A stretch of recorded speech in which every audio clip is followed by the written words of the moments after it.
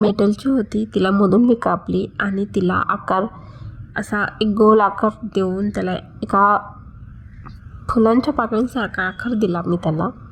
नंतर त्याचे 4 बांगड्यांचे चारी बाजूंनी त्याला मोडपून त्याचा पेटल करून टाकला, म्हणजेच ते की जेणेकरून त्याचा आकार एक गोल गोल असा दिसेल पेटलसारखा. मग त्याला ग्लूनी चिटकून घेतले. चिटकून घेतल्यानंतर एकदम सुंदर असा आकार आला. मग वरून बसवण्यासाठी अजून 4 तसेच त्या सेम प्रकारे पेटल बनवून टाकले.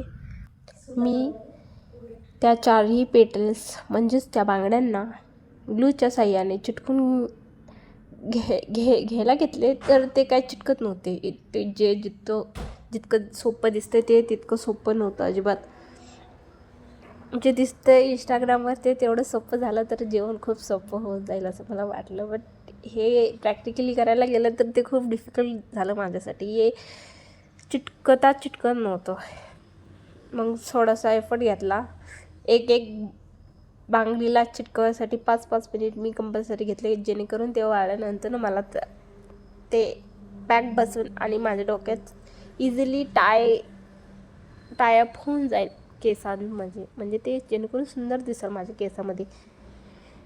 मग जे राहिलं की त्याच्यासाठी हेअर एक्सरसाइज म्हणजेच केसात हेअर एक्सेसरी एक बांधून आणण्यासाठी त्याला एक स्टिक तयार करायची होती. म्हणजे स्टिक बांगडीमधून काढून त्याला मी एक स्ट्रीट लाईन करून घेतली आणि त्याला सुंदर बनवण्यासाठी साईडला एक गोल आकार त्याचा दिला आणि त्याच्यात माझ्याकडे जे होतं ते सामान, त्याच्यापासून मी एक मोती वळवून त्याच्यात एक कुंदन लावून दिला. मग राहिली वरची बाजूसाठी मी स्वतः बांगडीनेच केलेले पेटल एका फ्लावरसारखा शेप बनवून टाकला आणि ते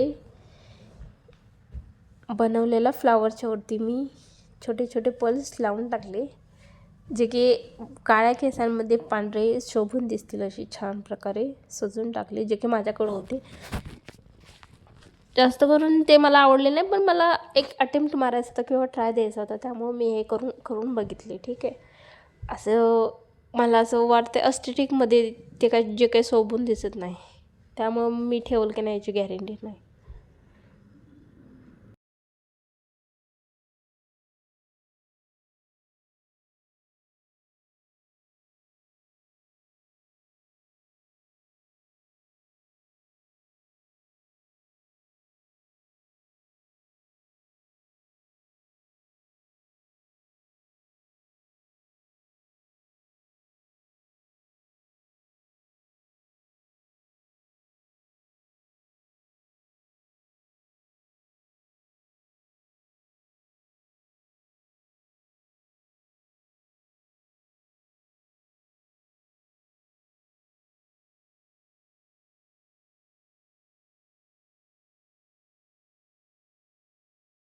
तुम्ही केसात पाहू शकता किती सुंदर दिसतात.